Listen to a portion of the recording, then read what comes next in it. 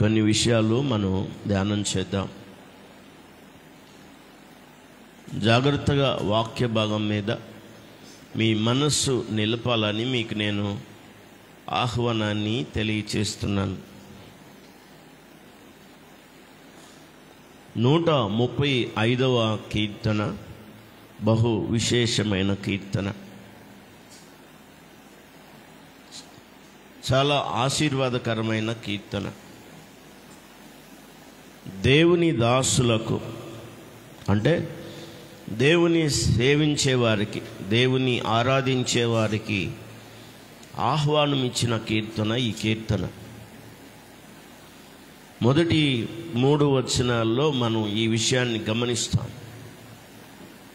వాక్యాన్ని గమనించారా? యెహోవాను స్తుతించుడి, యెహోవా నామమును స్తుతించుడి.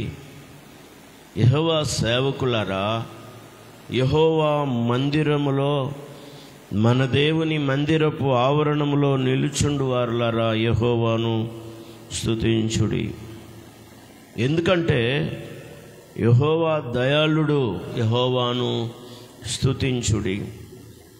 ఆయన నామమును నిత్యము కీర్తించుడి, అది మనోహరం. స్తోత్రం చెప్పండి గట్టిగా. ఇంతవరకు దేవుని స్తుతించడానికి ఆహ్వానం పలుకుతున్నట్లుగా ఈ కీర్తన మనకు తెలియచేస్తూ ఉంది. ప్రభువుని ఆరాధించడానికి, ప్రభువుని సన్నుతించడానికి, ప్రభువుని మహిమపరచడానికి ఆహ్వానాన్ని తెలుపుతున్నట్టుగా ఈ కీర్తన మనకు కనబడుతుంది.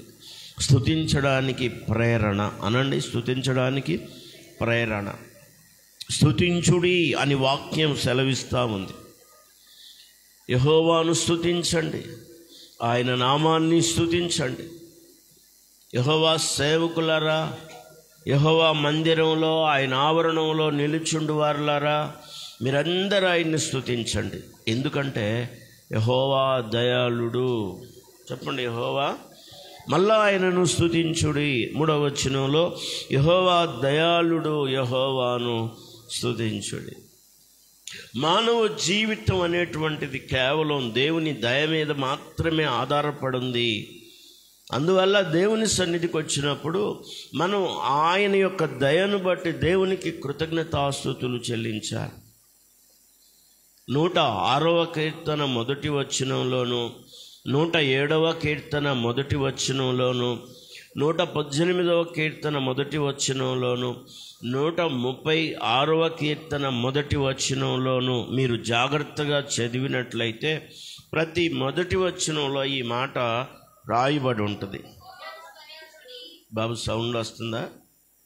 యెహోవాను స్తుతించుడి, యెహోవా దయాళుడు, ఆయనకు కృతజ్ఞతాస్తుతులు చెల్లించుడి, ఆయన కృప నిత్యముండును. గంభీరంగా స్తోత్రం చెప్పండి. 107వ కీర్తన 1వ వచనం చూడండి. యెహోవా దయాళుడు, ఆయనకు కృతజ్ఞతాస్తుతులు చెల్లించుడి, ఆయన కృప నిత్యము ఉండును. అలాగే యెహోవా దయాళుడు, ఆయన కృప నిరంతరము నిలుచును, ఆయనకు కృతజ్ఞతాస్తుతులు చెల్లించుడి. 136 యెహోవా దయాళుడు, ఆయనకు కృతజ్ఞతాస్తుతులు చెల్లించుడి, ఆయన కృప నిరంతరముందును. ఆమేన్ చెప్పండి గట్టిగా. మనం ఈ కీర్తనలో నేను కాకుండా 107వ కీర్తనలోను, 106వ కీర్తనలను, 118వ కీర్తనలోను, 136వ కీర్తనలోను కీర్తనకారులు వాళ్ళు రకరకాలైనటువంటి భక్తులు ఏం చెప్తున్నారు అంటే, మనకు ఏం తెలియజెప్తున్నారు అంటే, యెహోవాను స్తుతించండి అని చెప్తున్నారు. ఎందుకు ఆయనను స్తుతించాలి అంటే, యెహోవా దయాళుడు, ఆయన కృప నిత్యము మన మీద ఉంటుందని. అందరూ స్తోత్రం చెప్పండి. ఆయన కృపను బట్టి, ఆయన దయాళత్వాన్ని బట్టి దేవునికి స్తోత్రాలు చెల్లించాలి మనం. ప్రియులరా, కొన్ని మాటలు చెప్తాను. మనం పుట్టింది మొదలుకొని ఈ లోకంలో మన ఈ కట్టె ఊడిపోవటం అంటారే, లేకపోతే జీవితం ముగియటం అంటారే, అప్పటిదాకా మన జీవితం, మన ఉనికి దేనిలో ఉందంటే దేవుని దయ మీద ఆధారపడి ఉంది. స్తోత్రం చెప్పండి. దేవుని దయ లేకుండా మనం లేం. దేవుని దయ లేకుండా మన పుట్టుపూర్వత్రాలు లేవు. దేవుని దయ లేకుండా మనకు పోషణ లేదు. దేవుని దయ లేకుండా మనకు ఆశీర్వాదం లేదు. దేవుని దయ లేకుండా మనకు ఎదుగుదల లేదు. దేవుని దయ లేకుండా సంవత్సరాలు మన మీద గుండా వెళ్ళడానికి అవకాశం లేదు. మనం బ్రతుకుతుంది దేవుని దయ మీద. అందుకే కీర్తనకారుడు చెప్తున్నాడు, మీరందరూ సన్నుతించండి, ఆయన నామాన్ని సన్నుతించండి, ఎందుకంటే యెహోవా దయాళుడు. స్తోత్రం చెప్పండి. అవును, మొట్టమొదటిగా తల్లిదండ్రులు సాక్ష్యం చెప్పారు. ఆదికాండం 4వ అధ్యాయంలో 4వ వచనం చూడండి. ఆదికాండం 4వ అధ్యాయం 4వ వచనం, మొదటి వచనం. ఆదాము తన భార్య అయిన హవ్వను కూడినప్పుడు ఆమె గర్భవతి అయ్యి కయ్యూనుని కని యెహోవా దయ వలన.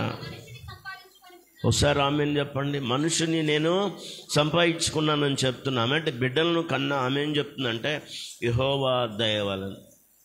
మనకు కుటుంబం ఏర్పడింది, మనకు బిడ్డలు కలిగారు అంటే అది దేని మీద ఆధారపడిందంటే దేవుని దయ మీద. దేవుని దయ ద్వారా మనకు బిడ్డలు అనుగ్రహించబడ్డారు. దేవుని దయ ద్వారా బిడ్డలు మనకి ఇవ్వబడ్డారు. మన తెలివితేటలు కాదు. ఇందులో మీరు చదివితే కీర్తన గ్రంథం 100వ కీర్తనలు అన్నాడు, మనల్ని మనమే పుట్టించుకోలేదు, ఆయనే మనలను పుట్టించాడని. ఆయన మనలను పుట్టించను, మనము ఆయన వారము, మనము ఆయన ప్రజలము, ఆయన మేపు గొర్రెలం. 2 చేతులు ఎత్తి స్తోత్రం చెప్పండి. పుట్నోట్లో ఏముంటుందంటే మనల్ని మనమే సృజించుకోలేదు అని ఉంటుంది. చెప్పండి, మనల్ని మనమే అంటే మనల్ని మనమే పుట్టించుకున్నామా, మనకు మనమే వచ్చామంటే లేదు. దేవుడే మనల్ని అందరినీ పుట్టించాడు. ఎలాగంటే ఆయన దయ మన మీద ఉంచాడు ఆయన.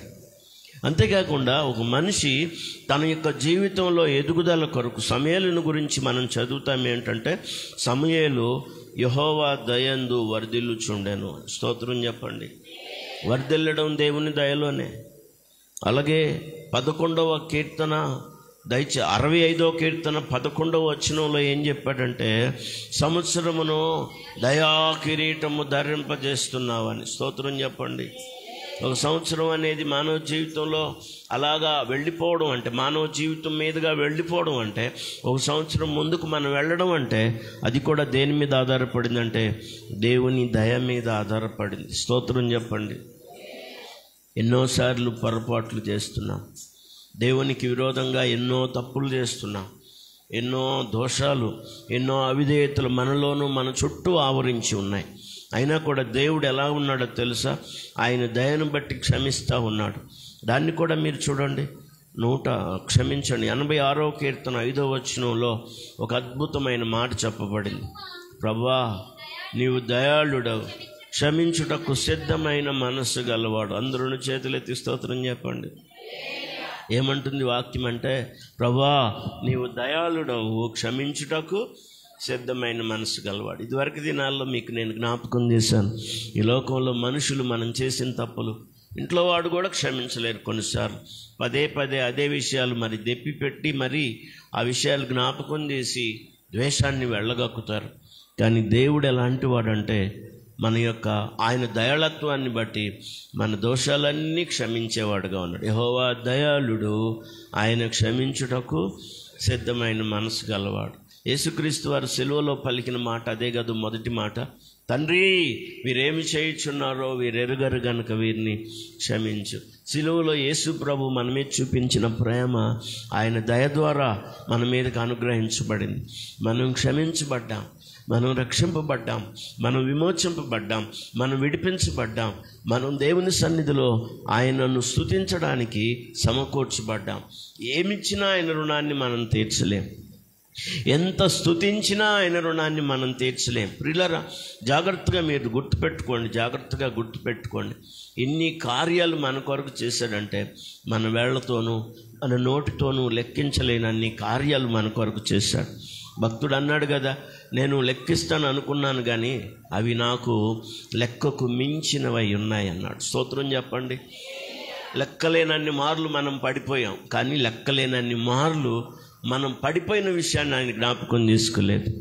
ఆయన వాత్సల్యతను మన మీద దినదినం కురిపిస్తున్నాడు. పోయిన వారం చెప్పాను, ఆయన కంటే మన మీద ప్రతి దినము నూతనంగా వాత్సల్యత పడుతుందని. స్తోత్రం చెప్పండి.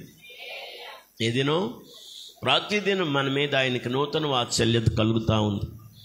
ఆయన దయను మనం ప్రతిదినం చూస్తూ ఉన్నాం. అందుకే ఈ నూతన దినాన్ని మనం చూడగలిగాం, ఈ నూతన దినంలోకి రాగలిగాం, ఈ నూతన దినంలో ప్రవేశించగలిగాం. ఎంత స్తుతించినా తక్కువే అని చెప్పాలి. మనం దేవునికి ఏమిచ్చి ఆయన రుణాన్ని తీర్చలేం. కొన్ని భాగాలు మీరు తప్పనిసరిగా ఈ కీర్తనలో మరి నేర్చుకోవాల్సి ఉంటుంది. జాగ్రత్తగా వినండి. యెహోవా దయాళుడు, యెహోవాను స్తుతించుడి, ఆయన నామమును కీర్తించుడి, అది మనోహరం. నేను ఇదివరకు చెప్పాను, సౌందర్యం, అందం అనే దానికంటే కూడా వర్ణనాతీతమైంది ఏమంటారంటే మనోహరం అంటారు. సౌందర్యమే ఎక్కువ అనుకుంటే దాంట్లో అందం అనుకుంటారు, అందం గొప్పది అనుకుంటారు. కానీ అందం కంటే సౌందర్యం అనేది ఇంకా గొప్పది. కానీ ఆ సౌందర్యం కంటే గొప్పది ఏంటంటే మనోహరం. మనోహరం అనే పదం ఎప్పుడు వాడతారంటే వర్ణించడానికి అవకాశం లేనప్పుడు. ఇంకా వర్ణించడానికి మనకు చేతగాని దాన్ని ఏమంటారంటే మనోహరం. ఎలా ఉందంటే ఇక మనం వర్ణించలేక ఏమనాలంటే మనోహరం అనాలి. స్తోత్రం చెప్పండి. మనోహరమైంది ఆయన నామం, ఘనపరచదగింది ఆయన నామం, కొనియాడదగింది ఆయన నామం. ఆయన నామానికి కృతజ్ఞతాస్తుతులు కలుగునుగాక. యెహోవా దయాళుడు, యెహోవాను స్తుతించుడి, ఆయన నామమును కీర్తించుడి, అది మనోహరం. ప్రియులారా, ఎందుకు మనం స్తుతించాలంటే మొదటిది యెహోవా దయాళుడు. ఆయన దయలను బట్టి మనం బ్రతుకుతున్నాం, మనం ఉనికి కలిగి ఉన్నాం, మనం జీవిస్తున్నాం, మనం క్షమించబడుతున్నాం, రక్షింపబడ్డాం, ఆయన సన్నిధిలో నిలవగలిగాం. తర్వాత రెండవ కారణాన్ని చెప్తాను మీకు నేను. 4వ వచనం, యెహోవా తన కొరకు యాకోబును ఏర్పరచుకొనెను, తనకు స్వకీయ ధనముగా ఇశ్రాయేలును ఏర్పరచుకొనెను. 2 మాటలు చెప్పండి. యెహోవా తన కొరకు యాకోబును చెప్పండి. యెహోవా తన కొరకు యాకోబును ఏర్పరచుకున్నాడు. రెండవది, యెహోవా తన కొరకు తన స్వకీయ ధనముగా ఇశ్రాయేలును ఏర్పరచుకుని. ఎందుకు? 2 ఒకటే కదా. ఒకసారి చెప్పాలి, 2 యాకోబును ఇశ్రాయేలు ఒకటే కదా. ఏంటి ప్రభు అంటున్నాడు 2 సార్లు ఎందుకు ఈ మాట రాయబడింది? 2 సార్లు ఎందుకు చెప్పబడింది? యాకోబు ఎవరు, ఇశ్రాయేల్ ఎవరు? 2 ఒకటి కాదా? యాకోబే కదా ఇశ్రాయేల్ అయ్యింది. కానీ దేవుడు ఇంత స్పష్టంగా ఎందుకు రాశాడు? యాకోబుని ఏర్పరచుకోవటం తల్లి గర్భంలో శరమాములు అన్నట్టుగా జరిగింది. కానీ తనకు స్వకీయ ధనముగా ఉండడానికి ఇశ్రాయేలుని ఏర్పరచుకున్నాడు. స్తోత్రం చెప్పండి గట్టిగా. 2 వ్యత్యాసమైన పేర్లను మనం ఇక్కడ చూస్తున్నాం. ఒకటి యాకోబు అంటే మోసగాడు. యాకోబు అంటే మోసగాడు. జాగ్రత్తగా రే సమత ఇటు. యాకోబు అంటే మోసగాడు. మోసగాడిని దేవుడు మార్చుకున్నాడు, మోసపు జీవితంలో నుంచి విడిపించుకున్నాడు, రక్షించుకున్నాడు, అతన్ని ప్రేమించాడు, అతన్ని దీవించాడు, అతనికి పేరు పెట్టాడు ఏమనంటే ఇశ్రాయేల్ అని. ఎంత అవిధేయుడో అంత విధేయునిగా చేశాడు దేవుడు యాకోబును. ఎంత మోసగాడో అంత నీతిపరుణ్ణిగా చేశాడు దేవుడు.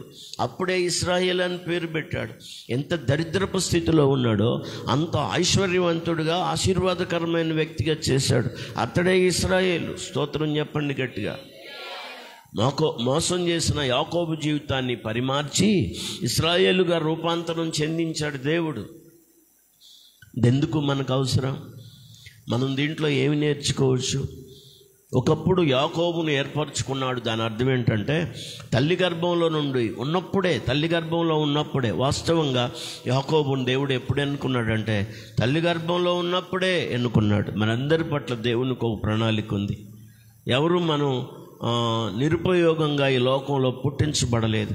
నేను ఎందుకు పనికిరాను, నాకు యోగ్యత లేదు, నేను మంచి వ్యక్తిని కాను, నేను అర్హుణ్ణి కాను, నాలో ఏ యోగ్యత లేదు అని ఎప్పుడు ఎవరూ అనుకోవద్దు. ఎప్పుడు ఎవరు అనుకోవద్దు, ఆయన మనందరి పట్ల ఒక ఉన్నతమైన వాత్సల్యతను కలిగి ఉన్నాడు. ఆయన దేవునికి మనందరి పట్ల ఒక ప్రణాళిక ఉంది. కొన్నిసార్లు అంటారు, ఇతరులు చెప్తారు నువ్వు వేస్ట్ పనికిరావని. కొన్నిసార్లు వాళ్ళే అనుకుంటారు నేను వేస్ట్ పనికిరానని. కానీ వాక్యం చెప్తుంది నువ్వు వేస్ట్ కాదు, నువ్వు అవసరం దేవునికి. దేవుడు తన చిత్తానుసారంగా నిన్ను పుట్టించాడు, నిన్ను నిర్మించాడు, నిన్ను సృజించాడు, ఈ లోకానికి తీసుకొచ్చాడు. నీతో ఆయనకి పని ఉంది, నువ్వు ఆయనకు కావాలి. వాక్యంలో రాయబడింది స్వకీయధనంగా ఉండడానికి ఇశ్రాయేలును ఎన్నుకున్నాడంట. కానీ యాకోబు అయితే సాధారణంగా ఏర్పరచబడిన వాడు. స్వకీయధనంగా అంటే సొత్తైన సంపాద్యం అని చదువుతాం మనం. పేతురు రాసిన మొదటి పత్రిక 2వ అధ్యాయం 9వ వచనంలో ఈ మాట రాయబడింది. పేతురు రాసిన దయచేసి మొదటి పత్రిక 2వ అధ్యాయం 9వ వచనం. అయితే మీరు చీకటిలో నుండి ఆశ్చర్యకరమైన తన వెలుగులోనికి మిమ్మును పిలచిన వాని గుణాతిశయములను ప్రచురము చేయు నిమిత్తం ఏర్పరచబడిన వంశమును, రాజులైన యాజక సమూహమును, పరిశుద్ధ జనమును, దేవుని సొత్తైన ప్రజలనై ఉన్నారు. 2 చేతులెత్తి స్తోత్రం చెప్పండి. దేవుడు ఏర్పరచుకున్న జనం మనం. ఎప్పుడు ఏర్పరచుకున్నాడంటే యాకోబుగా ఉన్నప్పుడే ఏర్పరచుకున్నాడు. మోసం జీవితంలో, పాపపు జీవితంలో, అంధకార సంబంధమైన అధికారంలో ఉన్నప్పుడే మనల్ని ఏర్పరచుకొని ఇశ్రాయేలుగా రూపాంతరం చెందించి అతని బ్రతుకును స్థితిని మార్చి ఇశ్రాయేల్ అని పేరు పెట్టి దేవునితో పెనుగులాడాడు. పెనియేలులో, యబ్బోకు రేవులో దేవునితో పోరాడి గెలిచాడు. దేవుని ఆశీర్వాదాన్ని పొందాడు. ప్రభు అన్నాడు, ఇక మీదట నీ పేరు యాకోబు అనబడదు, ఇశ్రాయేలే అని చెప్పాడు. మనల్ని తన సన్నిధికి నడిపించిన దేవుడు యాకోబులాగా ఉండడానికి కాదు, ఇశ్రాయేలులాగా. ఇశ్రాయేలు ఎలాంటి వాడంటే తనకు స్వకీయ ధనం. చెప్పండి, తనకు స్వకీయ ధనం. అక్కడ అంటాడు స్వకీయ సంపాద్యం. పేతురు రాసిన పత్రికలు ఇప్పుడే చదివారు. ఆయన స్వకీయ సంపాద్యంగా చేసుకున్నాడు మనల్ని. కీర్తనకారుడు అంటున్నాడు, ఇశ్రాయేలును దేవుడు స్వకీయ ధనముగా చేసుకున్నాడు. స్తోత్రం చెప్పండి గట్టిగా, హల్లెలూయా. వాక్య భాగాన్ని జాగ్రత్తగా మీరు గమనించాలి. మనల్ని ప్రేమించిన ప్రభు మన పాపస్థితిని జ్ఞాపకం చేసుకోలేదు, కానీ మన పాపాన్ని ఆయన కుమారుడైన యేసుక్రీస్తు ద్వారా పరిహరించి, ఆయన కుమారుడైన యేసుక్రీస్తు ద్వారా ఆయన ప్రాణం అర్పించడం ద్వారా మనల్ని విమోచించి, మనల్ని విడిపించి, మనల్ని పరిశుద్ధపరిచి తన సొత్తుగా చేసుకున్నాడు. ప్రకటన గ్రంథంలో అపోస్తలుల కార్యాల్లో ఏముంటుందంటే ఆయన స్వకీయ ధనముగా, స్వకీయ సంపాద్యంగా మనం ఉండడం కోసమంట ఆయన స్వరక్తం ఇచ్చి మనల్ని కొన్నాడని రాయబడింది. స్తోత్రం చెప్పండి గట్టిగా. స్వరక్తం ఇచ్చి సంపాదించిన సంఘం అని రాయబడింది. దేవుని సంఘం, దేవుని చేత కొనబడిన సంఘం, ఆయన స్వకీయ ధనముగా, స్వకీయ స్వాచ్ఛముగా చేయబడిన సంఘం. ఇశ్రాయేలు ఎవరు అంటే విమోచింపబడినవాడు, దేవుని చేత ఆశీర్వాదాన్ని పొందినవాడు, దీవించబడినవాడు. మనం యాకోబులా ఉండడానికి దేవుడు మనల్ని ఏర్పరచుకోలేదు. ఏం చేస్తే ఆయన రుణం తీరుతుంది చెప్పండి? మోసంలో, పాపంలో, అంధకారంలో దేవునికి అవిధేయులంగా ఉన్న మనల్ని ప్రేమించి ఆయన మనల్ని విమోచించుకున్నాడు, స్వకీయ ధనంగా ఏర్పాటు చేసుకున్నాడు. మనకంటూ అర్హత లేదు, మనకంటూ మంచితనం లేదు, మనలో యోగ్యత అంటూ ఏం లేదు, ఏ విధమైనటువంటి విధేయత మనలో లేదు. అయినా మనల్ని మించి ప్రేమించాడు ప్రభు. గంభీరంగా స్తోత్రం చెప్పండి. 4వ వచనం చదువుతున్నాను, జాగ్రత్తగా చూడండి. యెహోవా తన కొరకు యాకోబును ఏర్పరచుకొనెను. అంటే యాకోబు అంటే సాధారణమైనటువంటి జీవితంలో ఉన్నవాడు, మార్పు లేనటువంటి వాడు, అవిధేయతలో ఉన్నవాడు యాకోబు. అయినా దేవుడు అప్పుడే ఏర్పరచుకున్నాడు. దాని గురించి నేనేం చెప్పానంటే, భూ సంబంధమైన జీవితంలో ఉన్నటువంటి యాకోబును ఎన్నుకొని ఆత్మ సంబంధిగా చేశాడు. అదే ఇశ్రాయేలు అంటే. ఇప్పుడు ఏం చదువుతున్నామంటే, తనకు స్వకీయ ధనముగా ఇశ్రాయేలును ఏర్పరచుకున్నాడు. ఇద్దరిని ఏర్పాటు చేసుకున్నాడు. యాకోబుని ఎలా ఏర్పాటు చేసుకున్నాడంటే తల్లి గర్భంలో ఉన్నప్పుడే ఏర్పాటు చేసుకున్నాడు. ఇశ్రాయేలుని ఎలా ఏర్పాటు చేసుకున్నాడంటే మోసపు జీవితంలో ఉన్న యాకోబును పరిమార్చి అతని జీవితాన్ని నూతనపరిచి అతని స్థితిని మార్చి అతని ఆలోచనను అతని యొక్క విధి విధానాలన్నిటిని కూడా మార్చి ఇశ్రాయేలుగా చేశాడు. గంభీరంగా స్తోత్రం చెప్పండి. అలా చేసిన దేవునికి మనం ఏమిస్తే రుణం తీర్చగలం? మనం ఒకప్పుడు దేవునికి దూరస్తులమని వాక్యం చాలా క్లియర్గా చెప్తుంది. మనం ఒకప్పుడు పాపంలో ఉన్నామని వాక్యం చెప్తుంది. మీరు పాపముల చేతను అపరాధముల చేతను చచ్చిన వారై ఉండగా క్రీస్తుతో కూడా మీరు బ్రతికించబడ్డారని. స్తోత్రం చెప్పండి గట్టిగా. ఏమిచ్చి ఆయన రుణం తీర్చగలం? మనం ఆయనకి స్వకీయ ధనముగా స్వకీయ స్వాచ్ఛముగా ఉండడాని కోసం ఆయన ప్రాణాన్ని త్యాగం చేసి విలువ పెట్టి మనల్ని కొన్నాడు. ఎంత స్తుతించినా ఆయన రుణాన్ని తీర్చలే. అందుకే దేవుని మందిరంలో దేవుని సేవకులు దేవుని ఆరాధించడానికి ప్రేరణ ఇస్తున్నాడు. తర్వాత ఇంకొక విషయం చెప్పాలి. ఎందుకు ఆయన్ని స్తుతించాలంటే 5వ వచనంలో అంటున్నాడు, యెహోవా గొప్పవాడని. స్తోత్రం చెప్పండి గట్టిగా. హల్లెలూయా. యెహోవా గొప్పవాడని. గొప్పవాడని. ఎంత గొప్పవాడు? ఈ లోకంలో అందరికంటే అన్ని విషయాల్లో ఆయన గొప్పవాడు. ఆయన గొప్పతనాన్ని వర్ణించడానికి మనం ఏమాత్రం కూడా సరిపోం, చాలదు. అన్య జనులు రాజులైన వాళ్ళు సాక్ష్యం చెప్పారు, యెహోవా గొప్పవాడు అని. స్తోత్రం చెప్పండి గట్టిగా. ఫరో సాక్ష్యం చెప్పాడు, అధిపతులు సాక్ష్యాలు చెప్పారు, యెహోవా గొప్పవాడు. ఆయన గొప్ప కార్యాలను బట్టి ఆయన గొప్పతనాన్ని బట్టి ఆయనను మనం స్తుతించాలి. ఈ లోకంలో ఎవ్వరికి లేని గొప్ప గొప్ప ఉన్నతమైనటువంటి స్థితి మన దేవుడు కలిగి ఉన్నాడు. ఈ ప్రపంచంలో ఎవరికి లేని గొప్పతనం ఆయనకు మాత్రమే ఉంది. ఆయనే సాటి. ఆయనకు సాటి అయిన వాళ్ళు ఈ ప్రపంచంలో ఇంకెవరు లేరు. స్తోత్రం చెప్పండి గట్టిగా.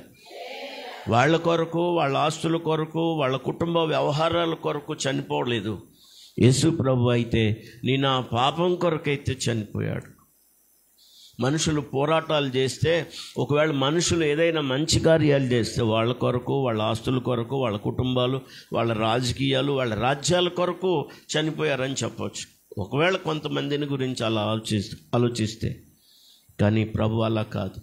మానవాళి పాపం కొరకు, మానవాళి పాప పరిహారం కొరకు ఆయన ప్రాణత్యాగం చేసి విమోచించి పరిశుద్ధపరిచాడు. ఆయనకు మనం ఏమిచ్చి రుణం తీర్చలేం. గంభీరంగా స్తోత్రం చెప్పండి. ఆయన గొప్పవాడు, యెహోవా గొప్పవాడని, మన ప్రభువు సమస్త దేవతల కంటే గొప్పవాడని నేను ఎరుగుదును. 6-7 వచనాలు మీరు గమనిస్తే 6-7 వచనాల్లో, అలాగే 8వ వచనం వరకు మీరు గమనిస్తే ఆయన యొక్క కార్యాలు అద్భుతమైన కార్యాలు. ఆయన అధికారం కలిగిన దేవుడని ఈ 3 వచనాలు మనకి నిరూపితం చేస్తాయి. వాక్యాన్ని గమనించారా? ఆకాశమందు, భూమి యందు, సముద్రముల యందు, మహాసముద్రములన్నిటి యందు ఆయన తనకిష్టమైనదంతయు జరిగించువాడు. భూతికి అంతముల నుండి ఆవిరిని లేవజేయువాడు ఆయనే. వాన కురియునట్లు మెరుపు పుట్టించువాడు ఆయనే. తన నిధులలో నుండి గాలిని ఆయన బయలువెళ్ళజేయును. ఐగుప్తులో మనుషులు తొలి సంతానమును, తొలిచూలును, తొలి పశువులను, తొలిచూలును ఆయన హతము చేసెను. ప్రియులారా, 8వ వచనం వరకు మీరు గమనిస్తే, 7వ వచనం వరకు మనం గమనిస్తే ఆయన అధికారం కలిగిన దేవుడు. ఎలాంటి అధికారం ఆయనది? ఇక్కడ నేను కొంతసేపు మరి వాక్యాన్ని మీరు జాగ్రత్తగా ఆలోచించాలని మీకు ఆహ్వానం తెలియచేస్తున్నాను. ఆయన అధికారం, యేసుక్రీస్తు యొక్క అధికారం ఎలాంటిదో కొన్ని విషయాలు మీతో పంచుకుంటాను. బైబిల్ ఉందా? మత్తయి సువార్త 28వ అధ్యాయం 18వ వచనం. మత్తయి సువార్త, దయచేసి వాక్యాన్ని చూడాలి. మత్తయి సువార్త 28వ చదవండి. అయితే 28:18. అయితే యేసు వారి యొద్దకు వచ్చి, పరలోకమందు భూమి మీద నాకు సర్వాధికారము ఇయ్యబడి. 2 చేతులు ఎత్తి స్తోత్రం చెప్పండి. మనం దేవుని ఆరాధించడానికి, మన ప్రభువుని ఆరాధించడానికి కారణం ఏంటంటే ఆయన సర్వాధికారి అయిన దేవుడు. హల్లెలూయా. చెప్పండి చెప్పండి, ఏ అధికారం? సర్వాధికారం అంటే అర్థం ఏంటి? అధికారాలకే అధికారి ఆయన. హల్లెలూయా. లోకంలో ఎంతోమంది అధికారులు ఉండొచ్చు, అధికారాలు ఉండొచ్చు. ఏ అధికారమైనా ఆయన వల్లనే కలిగింది. ఏ అధికారి అయినా ఆయనే నియమించేవాడు. ఎందుకంటే అధికారులకు అధికారి, అధికారాలకు అధికారం ఆయనది. స్తోత్రం చెప్పండి. దాని గురించి రాయబడింది ఏంటంటే, సర్వాధికారం నాకు ఇవ్వబడింది. చప్పట్లు కొట్టి అందరూ దేవుణ్ణి ఘనపరచండి. హల్లెలూయా. వాక్యం ప్రభువే స్వయంగా చెప్తున్నాడు. ఆయన సగం అధికారం కలిగిన వాడు కాదు, సర్వాధికారం. సృష్టి అంతటి మీద ఆయన అధికారం కలిగిన వాడు. మనకు కనబడుతున్న భూమి, మనకు కనబడుతున్న ఆకాశం, మనకు కనబడుతున్న నక్షత్రాలు, మనకు కనబడుతున్నటువంటి ప్రతి జీవకోటి మీద ఆయనకు అధికారం ఉంది. సృష్టి యావత్తు మీద ఆయనకు అధికారం ఉంది. కొన్ని విషయాల గురించి చెప్తాను, జాగ్రత్తగా వినండి. మొదటిగా మీరు గుర్తుపెట్టుకోవాలి, ఆయన సర్వాధికారి అయిన దేవుడు. చెప్పండి చెప్పండి, సర్వాధికారి అయిన దేవుడు. ఆయన సర్వాధికారం అంటే ఆయనకంటే ఇంకా అధికారం ఇంకెవరికి లేదన్నమాట. సర్వాధికారం అంటే ఎన్ని అధికారాలు ఉన్నాయో అన్ని అధికారాలకు ఆయనే అధికారం కలిగిన వాడు. స్తోత్రం చెప్పండి. హల్లెలూయా. ఆయన ఆరాధించకుండా ఎలా ఉండగలం? సర్వాధికారి ఆయన అయితే సర్వాధికారిని వదిలిపెట్టి ఎవరిని ఆరాధిస్తారు మనుషులు? జాగ్రత్తగా గుర్తుపెట్టుకోవాలి. అందుకే ఆహ్వానం చెప్తున్నాడు, యెహోవా సేవకులారా, యెహోవా మందిరావరణంలో నిలిచేవారులారా, మీరందరూ యెహోవాను సన్నుతించండి, స్తుతించండి అని. దీంట్లో కొన్ని మాటలు చెప్తాను, మీరు జాగ్రత్తగా గుర్తుపెట్టుకోండి. ఎందుకు ఆయన ఆరాధించాలి? ఆయన ఒకటి దయాళుడు, రెండవది ఆయన గొప్పవాడు, మూడవది ఆయన సర్వాధికారి అయిన అధికారము కలిగిన దేవుడు. చెప్పండి చెప్పండి చెప్పండి, ఎలాంటి దేవుడు? అధికారం కలిగిన దేవుడు. స్తోత్రం. హల్లెలూయా. ఆ అధికారం ఎలాంటిదంటే సర్వాధికారి, మొదటిది. రెండవది, దయచేసి మార్కు సువార్త 4వ అధ్యాయంలో 39వ వచనం 41వ వచనం చూడండి దయచేసి. అందుకు ఆయన లేచి, వాస్తవంగా 35వ వచనం నుంచి ఒక సంఘటన మనకు కనబడుతుంది. యేసుక్రీస్తు వారు వారితో పాటు ప్రయాణం చేస్తున్నాడు. వారు దోణిలో వెళుతున్నారు సముద్రంలో గుండా. పెద్ద తుఫాను వస్తుంది అక్కడ. 35 ప్రారంభ వచనం చూడండి. ఆ దినమే సాయంకాలమైనప్పుడు ఆయన అద్దరికి పోదామని వారితో చెప్పగా, వారు జనులను పంపివేసి ఆయనను ఉన్నపాటున చిన్న దోణిలో తీసుకొని పోయిరి. ఆయన వెంబడి మరికొన్ని దోణులు వచ్చెను. అప్పుడు పెద్ద తుఫాను అట్ట అనకూడదు, పెద్ద తుఫాను అనకూడదు, పెద్ద తుఫాను. అది సరిగ్గా బాల. దోనేమో చిన్నది, తుఫానేమో అనండి. దోనేమో చిన్నది, తుఫానేమో. చాలాసార్లు మన చిన్న జీవితం మీదకి పెద్ద పెద్ద తుఫానులు వస్తూ ఉంటాయి. కలవరపడద్దు. మీకు నేను ఒక మాట చెప్పాలనుకుంటున్నాను, ఆయన మనతోనే ఉన్నాడు. చప్పట్లు కొట్టి స్తోత్రం చెప్పండి. అక్కడ రాయబడిన మాట మీరు గమనించారా? నేను మీతోనే ఉన్నాను కదా, ఎంతకాలం మిమ్మల్ని సహిస్తానంటాడు ప్రభువారు. ఎందుకు వాళ్ళు కలవరపడుతున్నారంటే, దోణి చిన్నదవడం, అంతేకాకుండా ఆ అలలు లేచి ఆ దోణి మీద కొడతా ఉంటే వారు కలవరపడి చచ్చిపోయాం అనుకుంటారు. యేసు ప్రభు అమరాన్న తలగడ పెట్టుకొని నిద్రపోతున్నట్టుగా ఉన్నాడు. ఆయన్ని కదిలించి, బోధకుడా మేము నశించిపోతున్నాం, నీకు చింత లేదా అని మాట్లాడుతున్నారు. వాళ్ళు అడుగుతున్నారు. ప్రభు వాళ్ళ యొక్క అలజడి హృదయాన్ని, భయకంపితులైన వాళ్ళ హృదయాన్ని చూసి పైకి లేసి ఏమన్నాడంటే, గాలి నిమ్మళించమన్నాడు. గాలిని గద్దించినట్లుగా రాయబడింది. వాక్యం చదవండి. 39వ వచనం. అందుకు ఆయన లేచి గాలిని గద్దించి నిశ్శబ్దమై ఓరకుండమని. ఒకసారి రెండు చెప్పండి. గాలిని ఏం చేశాడు? గద్దించాడు. మీరు వెళ్ళి గద్దించండి, బయటికి వెళ్ళి గాలిని. అసలు మన చుట్టూ తిరిగే కుక్కలన్నా మన మాట అంటే మనం చిత్రం అన్నమాట. ఆయన సముద్రాన్ని అంట నిమ్మళంగా ఉండన్నాడంట, మౌనంగా ఉండన్నాడంట. అంతే. ఆయన గద్దించగానే గాలి అణిగిపోయింది, సముద్రం నిమ్మళించింది. స్తోత్రం చెప్పండి. ఎంత గొప్ప దేవుడు అంటే సర్వాధికారం కలిగిన దేవుడు ఆయన. ఆయన్ని ఆరాధించకుండా ఎలా ఉండగలం?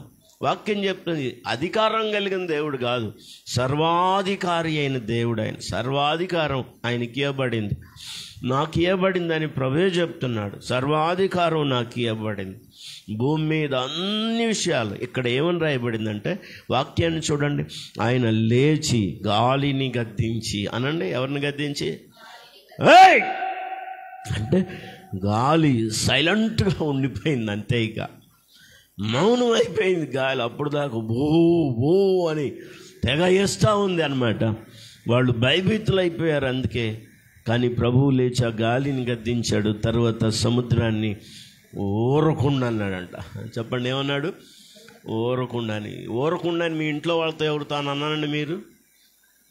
ఊరకుండా అనండి, అది ఎక్కువైద్ది. ఇక ఊరకుండా అని ఎవరంటే చాలు అది ఇక ఎక్కువైద్ది అనమాట.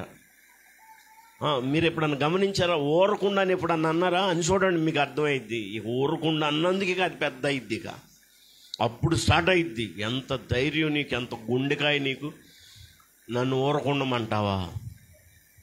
అక్కడ మొదలైద్ది అనమాట పెద్ద తుఫాను. ఇప్పుడు అదే చెప్తుంది. ధోనేమో చెప్పాలి ధోనేమో చిన్నది, దాని మీదకి వచ్చిన తుఫానేమో పెద్దది. విచారకరమైన విషయం ఏంటంటే ఎన్నో అద్భుతాలు వీళ్ళు కళ్ళారో చూశారు ప్రభు చేసినవి, కానీ అవన్నీ మర్చిపోయి ప్రభు వాళ్ళతోనే ఉన్నాడన్న విషయం కూడా మర్చిపోయి బోధకుడా మేము నశించిపోతున్నాము, నీకు చింత లేదా అంట. ప్రభు అంటున్నాడు, గాలిని గద్దించాడు, సముద్రాన్ని ఊరకుండమన్నాడు. అప్పుడు వాళ్ళు ఏమన్నారంటే 41వ వచనంలో ఒక మంచి వారు మిక్కిలి భయపడి, ఈయన ఎవరో, గాలి సముద్రము చెప్పండి ఏం లోబడ్డాయి అంటే ఆయనకి? అంటే ఎంత అధికార ఆయన. సముద్రం లోబడటం ఎవరికన్నా సాధ్యమా?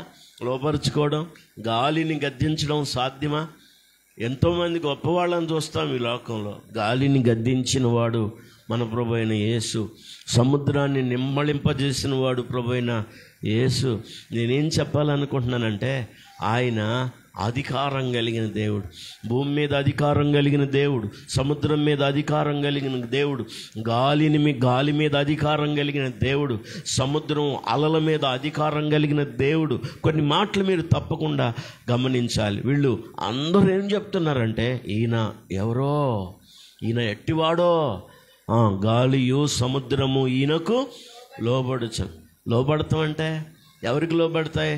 ఎవరు లోబడతారు? అధికారికి దాసుడు లోబడతాడా? దాసుడు అధికారికి లోబడతాడా? చెప్పాలి. దాసుడు అధికారికి లోబడతాడా? అధికారి దాసుడికి లోబడతాడా? అంటే సముద్రం గాలి దేవునికి ఏమైనట్టు? దేవుని మాట విని లోబడేయనట్టు. గంభీరంగా స్తోత్రం చెప్పండి గట్టిగా. హల్లెలూయా. దయచేసి వాక్య భాగాన్ని చూడండి. ఆయన అధికారానికి అధికారం. దయచేసి 5వ అధ్యాయం ప్రసంగి గ్రంథం 8వ వచనం. త్వరగా ప్రసంగి గ్రంథం 5వ అధ్యాయం 8వ వచనం. బైబిల్ నుండి వాక్యం చదవగలిగిన వారు జాగ్రత్తగా చూడాలి.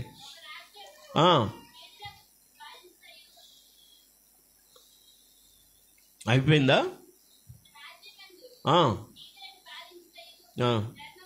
ప్రసంగి గ్రంథం 5వ అధ్యాయం 8వ వచనం.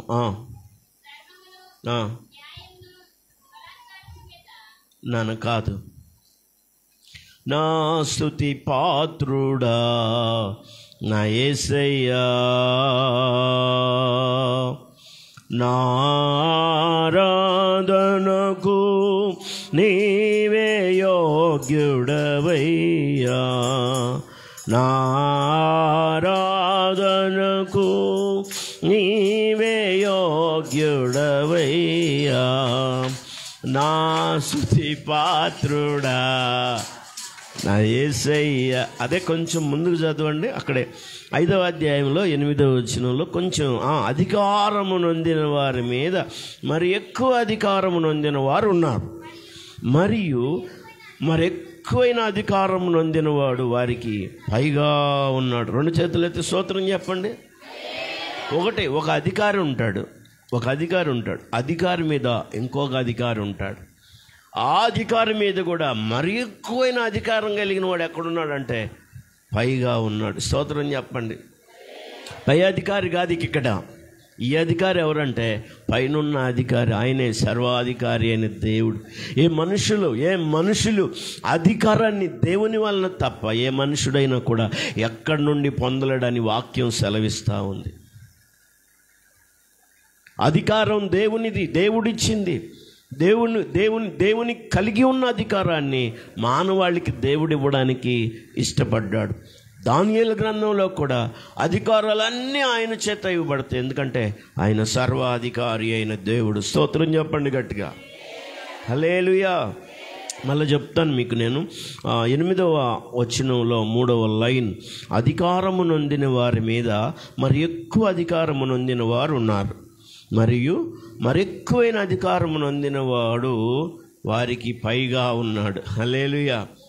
మొదట ఒక అధికారి, ఆ అధికారి మీద ఇంకొక అధికారి, ఆ అధికారులందరి మీద ఇంకొక అధికారి. ఎవరు? ఆయన ఎక్కడున్నాడంటే పైగా ఉన్నాడు. స్తోత్రం చెప్పండి. అందరికంటే పై అధికారం కలిగిన వాడు మన ప్రభు అయిన యేసు. అందుకే ఆయన సర్వాధికారి అయిన దేవుడు. ఆయన ఆరాధించకుండా ఎలా ఉండగలం? సర్వాధికారి అని నీకు అర్థమైతే ఆరాధించకుండా ఎలా ఉండగలం?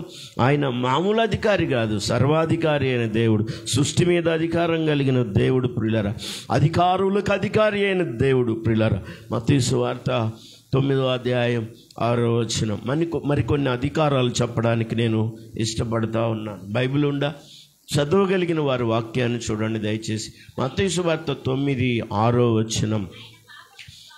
ఆయన పాపులను క్షమించుటకు భూమి మీద మనుష్య కుమారునికి, అందరూ ఆమేన్ చెప్పండి. అక్కడ వాక్యాన్ని గమనించారా? భూమి మీద మనుషులు పాపాలు క్షమించుటకు మనుష్య కుమారునికి ఏముందట? అధికారం. పాపాన్ని క్షమించే అధికారం ప్రభువుకు ఉంది ప్రియులారా. నీ పాపం క్షమించే అధికారం ఈ లోకంలో ఇంకెవరికి లేదు. నీ పాపాన్ని క్షమించే అధికారం ప్రభు అయిన యేసుక్రీస్తుకు మాత్రమే. ఎందుకంటే మానవాళి పాపం కొరకు చనిపోయిన వాడు ఆయనే. పాపాన్ని ఆ దినాల్లో శాస్త్రులు పరిసయ్యులు అన్నారు, పాపాన్ని క్షమించడానికి ఇతడెవడు దైవదూషణ చేస్తున్నాడని. పాపాన్ని క్షమించేవాడు దేవుడు కదా, ఈయన మనుష్య కుమారుడయ్యండి క్షమించడానికి ఈయనెవరు అంటే ప్రభు అంటున్నాడు, పాపాన్ని క్షమించే అధికారం మనుష్య కుమారుడు కలిగి ఉన్నాడు. చప్పట్లు కొట్టి అందరూ స్తోత్రం చెప్పండి. పాపాన్ని క్షమించే అధికారం కలిగిన వాడు ప్రభు అయిన యేసుక్రీస్తు.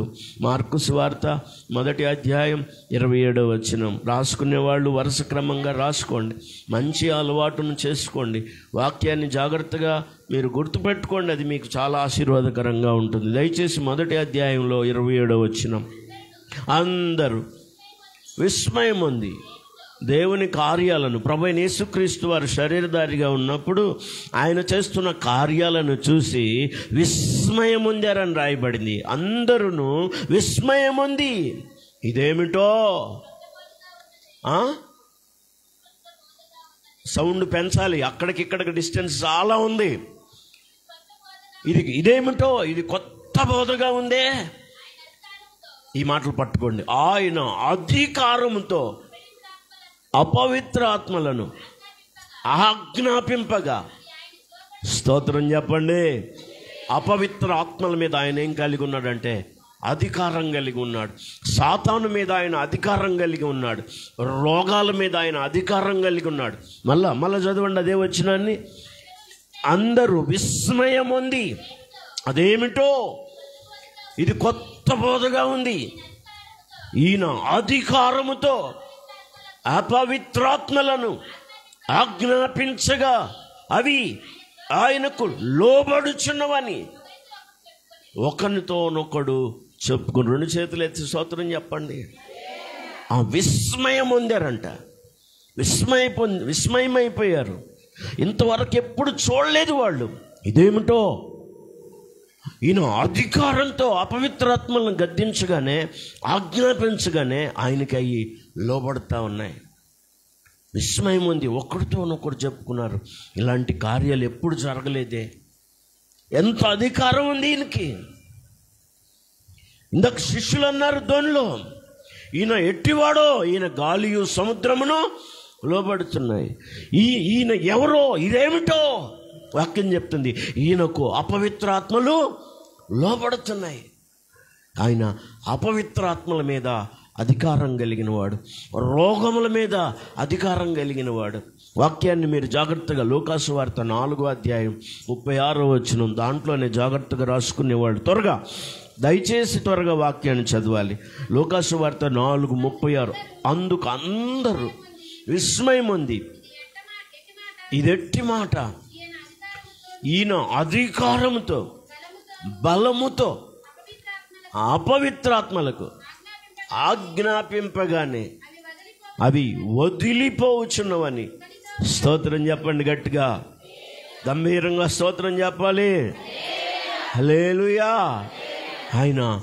ఆయన కార్యాలను చూసిన వాళ్ళకి విస్మయం కలిగిందండి, విస్మయం కలిగింది. ఇదేమిటో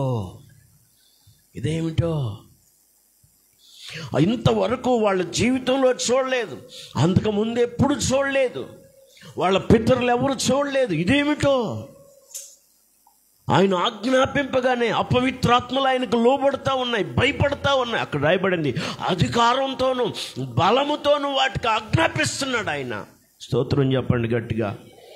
ఆయన అపవిత్రాత్మల మీద అధికారం కలిగిన వాడు, రోగముల మీద అధికారం కలిగిన వాడు, పాపం మీద అధికారం కలిగిన వాడు. ప్రియులారా, వాక్య భాగం చూడండి.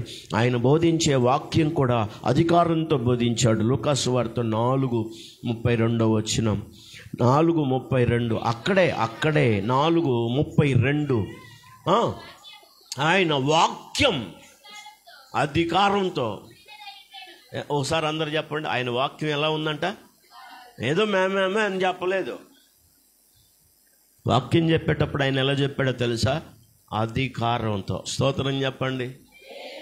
అంత గట్టిగా, అంత ఖచ్చితంగా చెప్పడానికి కారణం ఏంటో తెలుసా? ఆ అధికారాన్ని దేవుడు తను ఏర్పరచుకున్న తన భక్తులకు కూడా అదే అధికారాన్ని ఇచ్చాడు. తను ఏర్పరచుకున్న 12 మంది శిష్యులకు కూడా అధికారం ఇచ్చాడు.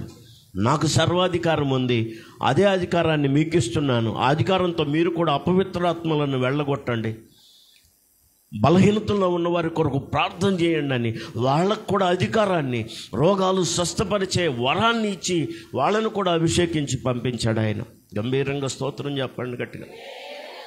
ఆయన అధికారంతో బోధించినట్లుగా వాక్యం అధికారంతో కూడుకున్నదిగా కనబడుతుంది ఆయన వాక్యం. తర్వాత యోహాను సువార్త 5:20. యోహాను సువార్త 5:20. తనంతట తన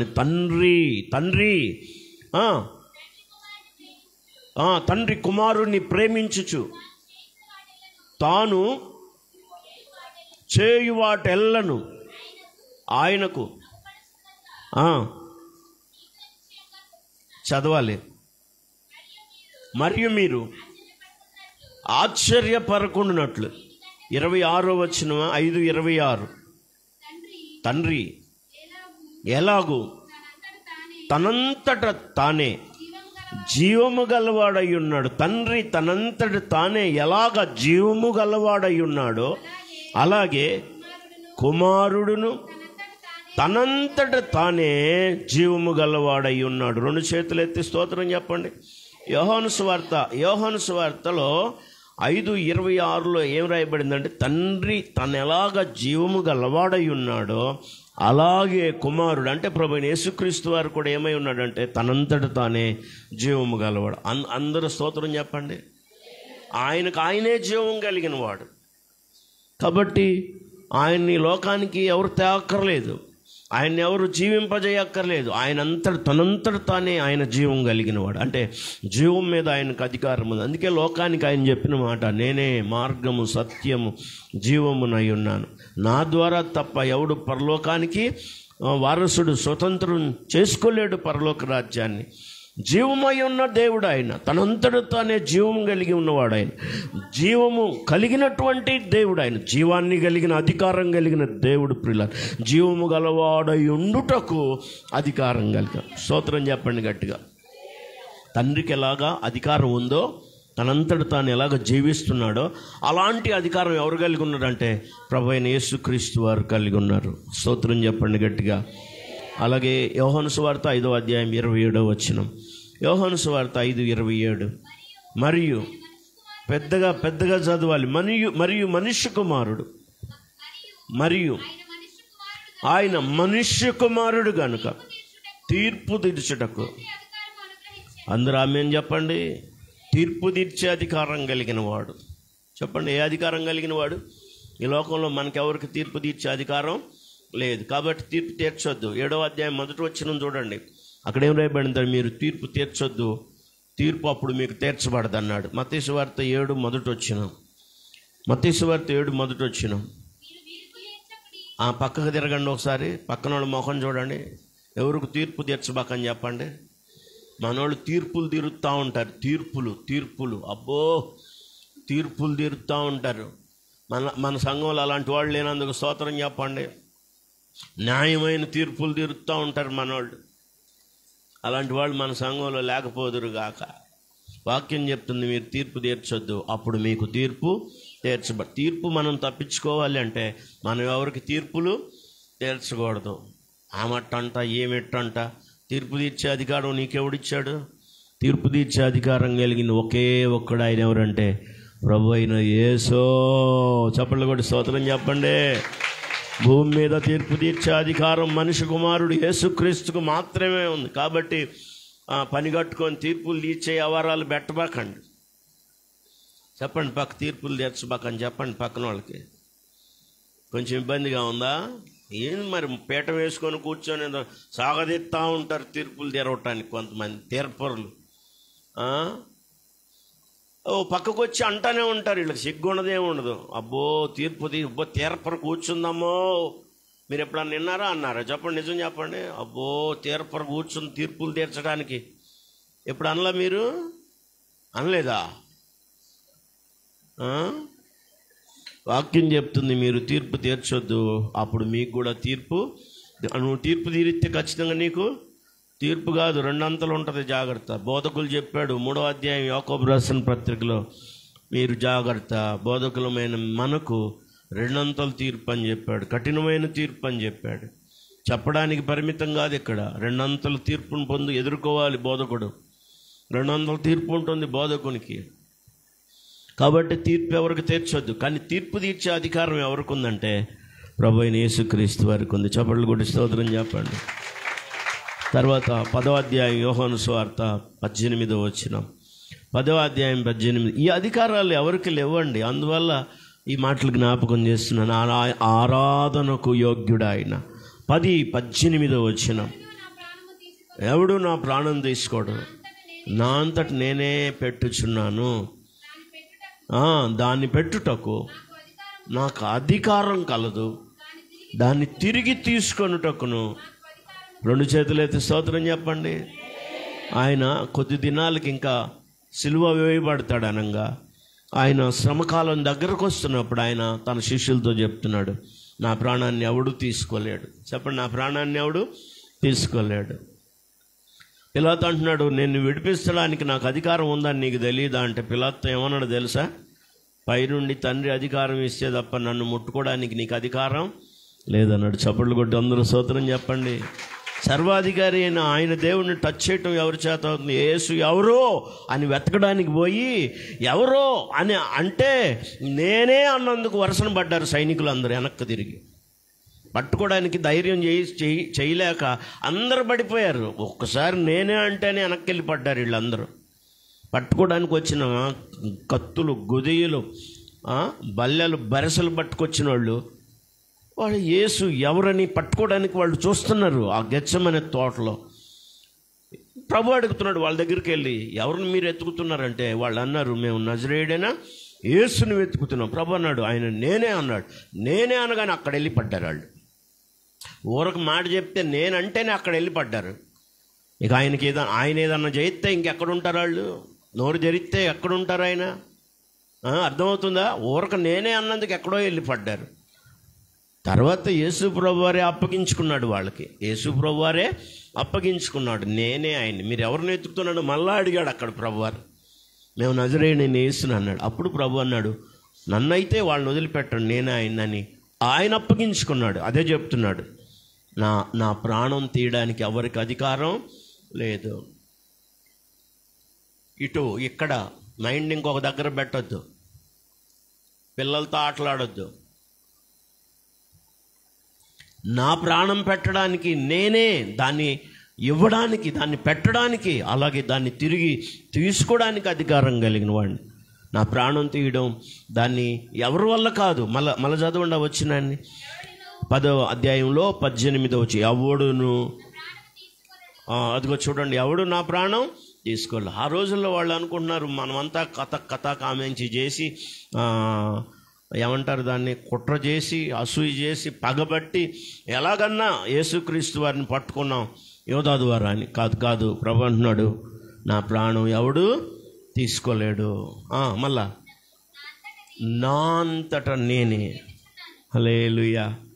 మనందరి నిమిత్తం ప్రభు తనంతట తానే తన ప్రాణాన్ని మన కోసం దారిపోసాడు. ఆయన నా అంతటా నేనే దాన్ని పెడుతున్నాను, దానిని పెట్టుటకు అధికారం కలదు, దాన్ని తిరిగి తీసుకొనుటకు ఆయన తిరిగి లేవడానికి కూడా అదే కారణం. పెట్టే అధికారం ఆయనకుంది తన ప్రాణాన్ని, అలాగే తిరిగి తన ప్రాణాన్ని తీసుకునే అధికారం కూడా ఆయనకి. ప్రాణం పెట్టి ప్రాణం తీసుకునే అధికారం ఈ లోకంలో ఎవరికన్నా ఉందా? స్తోత్రం చెప్పండి గట్టిగా. అందుకే ఆయన సర్వాధికారి అయిన దేవుడు, తీర్పు తీర్చే అధికారం కలిగిన దేవుడు, పాపాలు క్షమించే అధికారం కలిగిన దేవుడు, సృష్టి మీద అధికారం కలిగిన దేవుడు, మన కంటికి కనబడుతున్న జీవరాశులన్నిటి మీద అధికారం కలిగిన దేవుడు. అక్కడ ఇంకా మనం వాక్యాన్ని చదివితే కీర్తన ఇంకొక మాట చెప్పిన తర్వాత నేను ముగించడానికి ఇష్టపడుతూ ఉన్నాను. దయచేసి యోధా పత్రిక 1వ అధ్యాయం 25వ వచనం. యోధా పత్రిక 1వ అధ్యాయం ఉంటుంది, 25వ వచనం.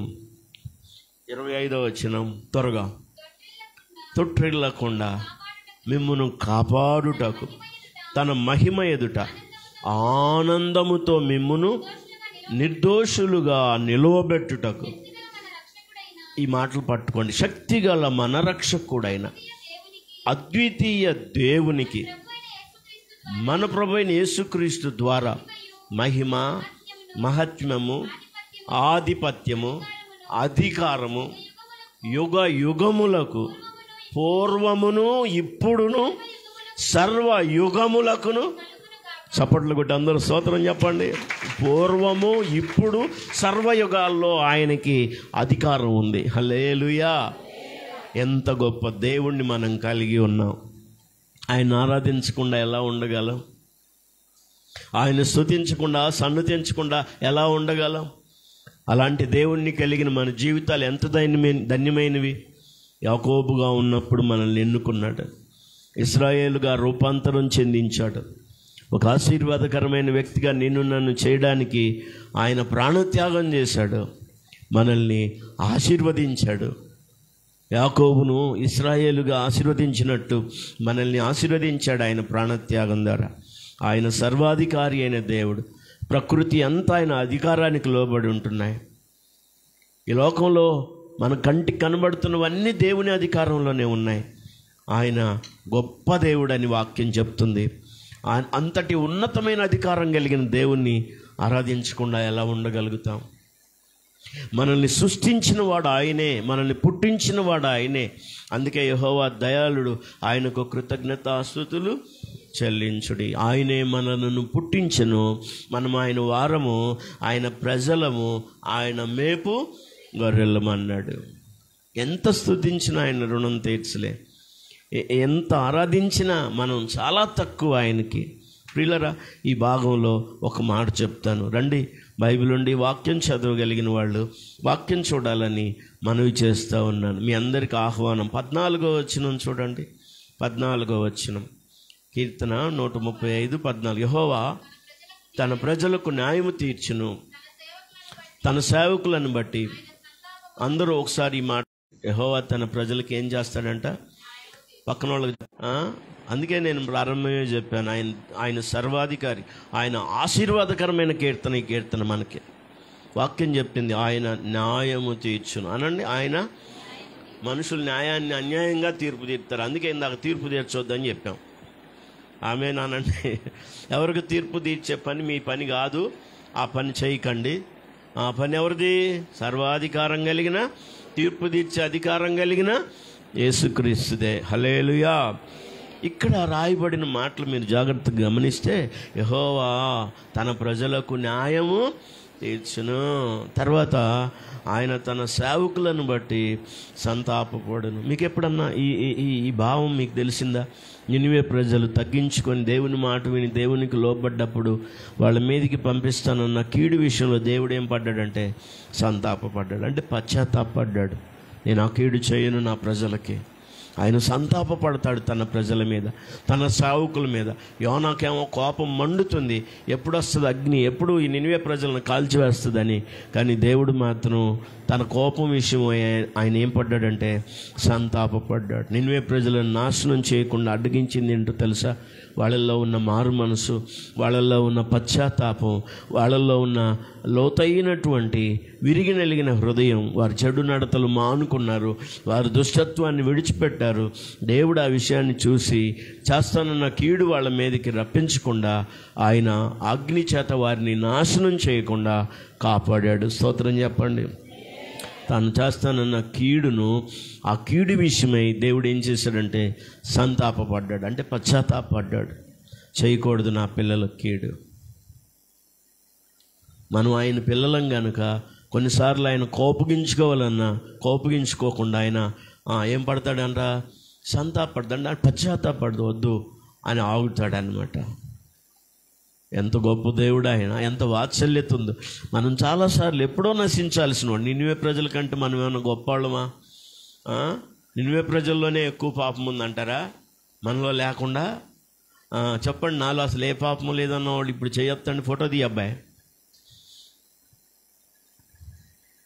నాలో దోషం లేదన్న వాళ్ళు చేయొద్దండి. అబ్బాయి వెనక నుంచి ఫోటో తీ నాన్న. రవి ఉన్నారా?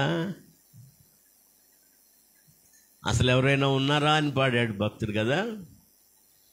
యేసే గొప్ప దేవుడు, ఆయన ప్రేమగల దేవుడు, క్షమించే దేవుడు, వాత్సల్యపూర్ణుడైన దేవుడు. వాక్యంలో రాయబడింది, ఆయన తన సేవకుల విషయమై సంతాపపడతాడు, ఆయన వారి కొరకు న్యాయాన్ని తీరుస్తాడు. చప్పట్లు కూడా అందరు గంభీరంగా స్తోత్రం చెప్పండి. హల్లెలూయా. మనం స్తుతించకుండా ఎలా ఉండగలం? యోనా గ్రంథం 3వ అధ్యాయం 8-9 వచనాలు మనం గమనిస్తే చాలా క్లియర్గా అక్కడ రాయబడి ఉంటుంది. ఒకవేళ దేవుడు మనస్సు త్రిప్పుకొని, అదే సంతాపడటం అంటే అదే పశ్చాత్తాపుడై మనము లయము కాకుండా తన కోపాగ్నిని చల్లార్చుకొనును గనుక, మనుషులు ఏది పుచ్చుకొనకూడదో, పశువులు కానీ ఎద్దులు కానీ గొర్రెలు కానీ మేతమేయకూడదు, నీళ్లు తాక్కూడదు. మనుషులందరూ తమ దుర్మార్గములను విడిచి తాము చేయు బలత్కారాలను మానివేయవలెను. మనుషులేమి పశువులేమి సమస్తమును గోనె పట్ట కట్టుకోవాలి. జనులు మనోపూర్వకంగా దేవుని వేడుకొనవలనని దూతలు నినివే పట్టణమున చాటించి ప్రకటించిరి. అప్పుడేం జరిగిందో తెలుసా? ఈ నినివే వారు అనండి ఏమనుకున్నారంట? ఆ ప్రకటన విని దేవుని కోపం మన మీదకు వింటున్నారా? ఆ ప్రకటన విని ఎప్పుడైతే నినివే ప్రజలు తమ పాపాన్ని మానుకున్నారో, వారు చేయుచున్న క్రియలను దేవుడు చూచి ఏమయ్యాడంట? అంటే సంతాపపడ్డాడు అనమాట. అమ్మో, వీడు నా ప్రజలు. యోనాకేమో కోపం ఎక్కువ అవుతుంది.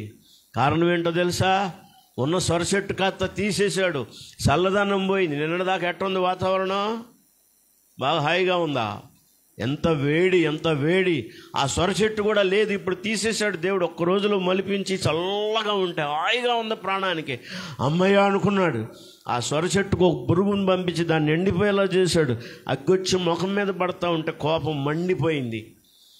ఈ నినివే ప్రజలు నాశనం చేయకపోగా నాశనానికి వచ్చినట్టు ఇదంతా ఆయాసపడుతున్నాడు.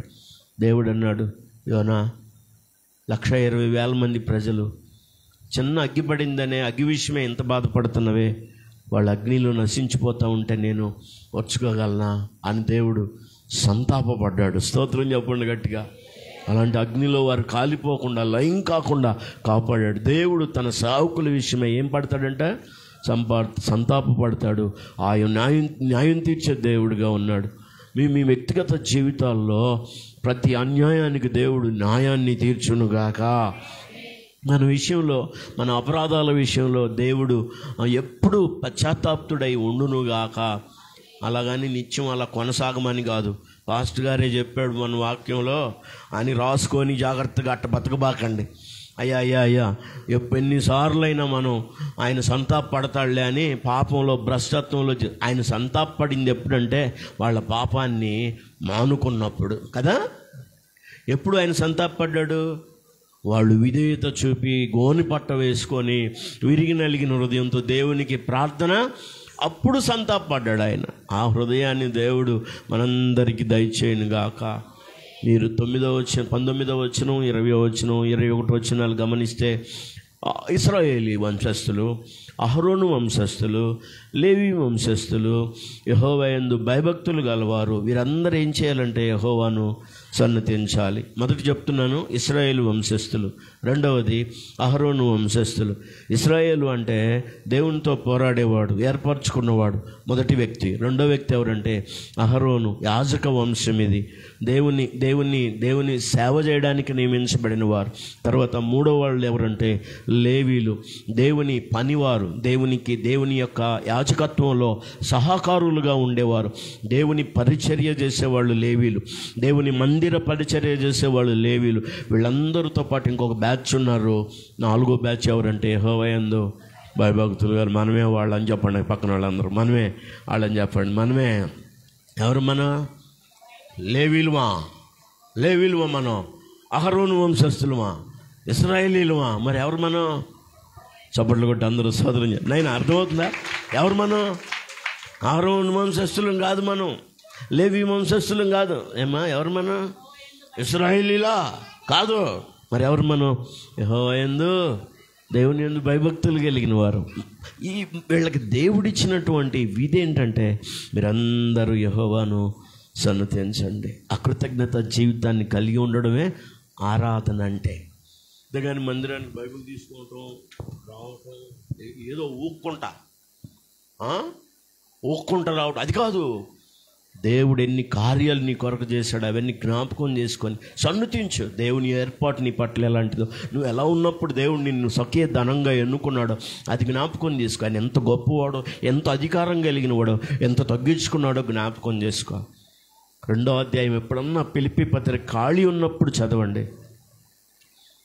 మన పోలికగా పుట్టి ఆయన మానవ స్వరూపాన్ని ధరించుకున్నాడు. ఎందుకో తెలుసా? మనం రక్షించడం కోసం, విడిపించడం కోసం, విమోచించడం కోసం. ఆయన దేవునితో సమానంగా ఉండుట విడిచిపెట్టకూడని భాగ్యమని ఎంచుకోలేదు, కానీ మనుషులు పోలికగా పుట్టాడు. ఆయన దాసుని స్వరూపం ధరించుకున్నాడు. తను తాను మన కొరకు రిక్తునిగా చేసుకున్నాడు. ఏమిచ్చి ఆయన రుణం తీర్చగలం? తలలు వంచండి, ప్రార్థన చేసుకుందాం. తలలు వంచండి, హృదయపూర్వకంగా చిన్న ప్రార్థన చేసుకొని దేవునికి ఆరాధన చేద్దాం. ప్రభువా, నేనేమిచ్చి నీ రుణం తీర్చగలను? ప్రభు స్తోత్రమయ్యా, ప్రభుని మహిమపరచడానికి ఇష్టపడదాం, ఘనపరచడానికి ఇష్టపడదాం. ఎవరు మౌనంగా ఉండదు. ప్రభువా, మీకే మహిమ, మీకే ఘనత, మీకే. నోరు తెరిచి ప్రార్థన చేద్దామా? మోకరించండి. వీలైతే చేతులు పైకెత్తి మోకాళ్ళు వేయండి. ప్రభా, చిన్న ప్రార్థన చేసుకుందాం. ప్రార్థన. కృపా సత్య సంపూర్ణుడైన మా ప్రియ పరమ తండ్రి, వందనాలు, స్తుతులు. విన్న నీ మాటలు హృదయంలో నీరు కట్టండి. ఏ మాట నిష్ప్రయోజనం కాకుండా, విన్న మాటలు దుష్టుడెత్తుకొని పోకుండా, వాక్యం ఎత్తబడిన వాక్యం ప్రభా దుష్టుడెత్తుకొని పోకుండా ప్రతి హృదయంలో భద్రపరచుకోవడానికి సహాయం చేయండి ప్రభా. వాళ్ళ హృదయాలపై నీ వాక్యాన్ని రాయండి. వాక్యాన్ని అనుసరించి జీవించడానికి కృప దయచేయండి. మీ ఏర్పాటు, మీ సంకల్పం ప్రభా, మీ అధికారం, మా పట్ల మీకున్న ఉద్దేశం మీరు తేటగా మీరు మాతో మాట్లాడారు ప్రభా. ఈ కీర్తన ద్వారా, ఈ 135వ కీర్తన మాకు ఆశీర్వాదకరమైన కీర్తనగా ఇచ్చినందుకు స్తోత్రాలు. ప్రతి మాట ప్రతి వ్యక్తిలో ఫలింపజేసి దీవించి ఆశీర్వదించి పంపమని నజరేయుడైన యేసు ప్రశస్త నామములో ప్రార్థించి వేడుకొంచున్నాం తండ్రి. Amen. Praise the Lord. Hallelujah. అందరూ స్తోత్రం చెప్పండి గట్టిగా. సాక్ష్యం చెప్పేవాళ్ళు ఎవరైనా ఉన్నారా?